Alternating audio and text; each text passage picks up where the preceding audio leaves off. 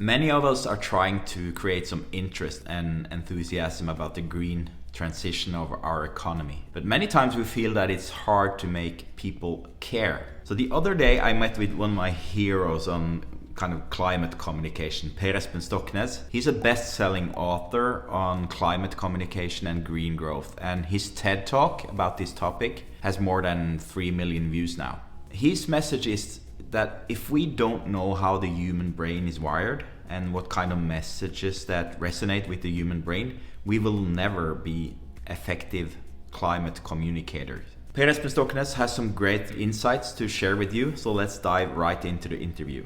Enjoy. Today I'm excited about introducing Per Espen Stoknes. He's a psychologist with a PhD in economics. He's also a TED Global speaker and served as the director of the Center for Green Growth here at Norwegian Business School. He has also written several books about climate communication and green growth. One of your books is called What We Think About When We Try Not to Think About Global Warming.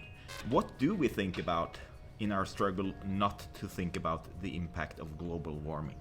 Well, the human brain is configured for closer things, like what my friends are saying, what I'm going to do this weekend, how I'm going to speak with my boss in the next meeting or something like that. When science comes with figures for 2050 and 2100 or abstract data such as the concentration of CO2 in the atmosphere or the melting glaciers in Arctic, this feels very far away from me.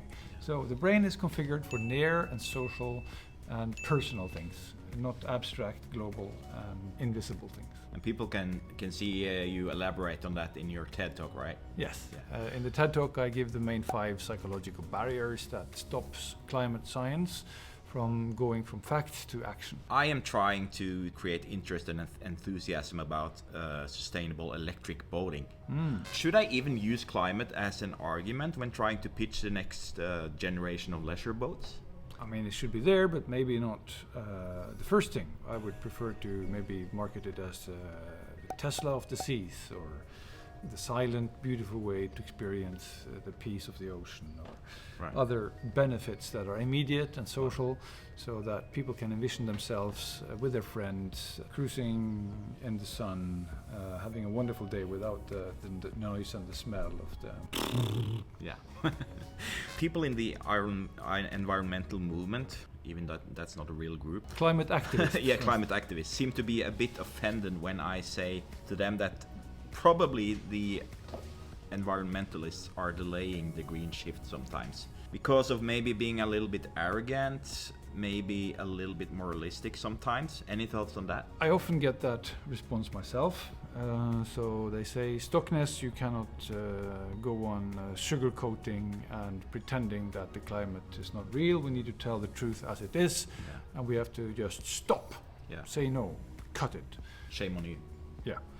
Implicitly. The strange or the paradoxical thing is that without really wanting to, they are undermining their own intention, which is really to help people change behaviors, because they're acting upon the idea that people really are rational, they are enlightened, and if you only give people the right facts, then they would agree with the climate activists, which in a way one should, but that's not a realistic view of how humans work.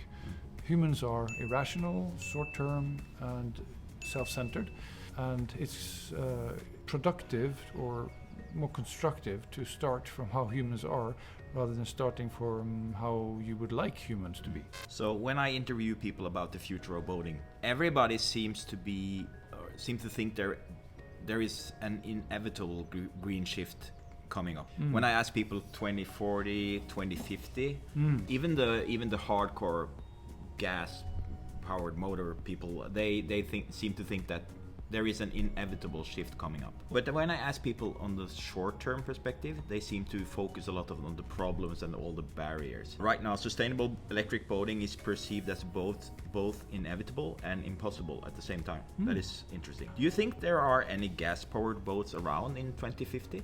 Obviously not. Obviously not. No. But of course, 2050 is far away for most people, and the lifetime of boats is usually shorter than 30 years. The easy psychological thing to say is that I want to focus on the here and now, and the future will take care of itself. So I want my boat next week. We used to be the largest exporter of leisure boats to the European market, Norway, that is. In 1970 we were the largest. Then most of the industry moved their production abroad, like to Poland, to the Baltics. Are there any drivers in the market now, when we're facing the green shift, that make it more interesting to bring production back home to Norway?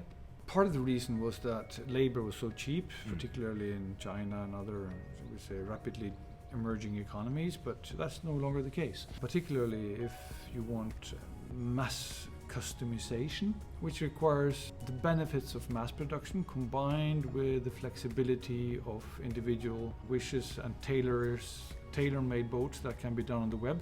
So with 3D printers and artificial intelligence meeting boat production and design, you could tailor-make each boat but still have it mass-produced through these new technologies. So that's a new opportunity space that Norwegian engineers and process specialists could set up. So I see a new era of Norwegian high-quality tailored designs. So the last question, for those of us trying to make people see the benefits of a green transition, do you have any tips for types of messaging or framing that seem to work quite well with people? Yeah, that's what I speak a lot about in my TED talk. So you need to make it social, so that they can see themselves with their friends. You need to make it simple, and if I don't want to do all the details myself, I just click the buy button, then I get the most energy efficient and climate friendly design by default. You should focus on the benefits of health, of new opportunities, what you could do with an electric boat that you can't do with the old ones, and also risk, for instance, that you avoid more of these gas spikes that we had last summer, so you avoid the risk of not being able to use your boat, possibly also with the opportunity of powering from your own solar panels. So why pay for fuel to a boat at all? And then we need a story that this is something that just not I have to do against everybody else and I'm alone, but this is really just a story where I see myself as a part of a larger movement, and that also that I'm able to get some feedback maybe on my app for the boat. Just with the Tesla apps today, I can see how much did I save in fuel expenses or other types of when I used the boat this year relative to the previous year. And this improvement is very important, so you get a feedback to keep the motivation up. Thanks a lot. Thanks. Good luck.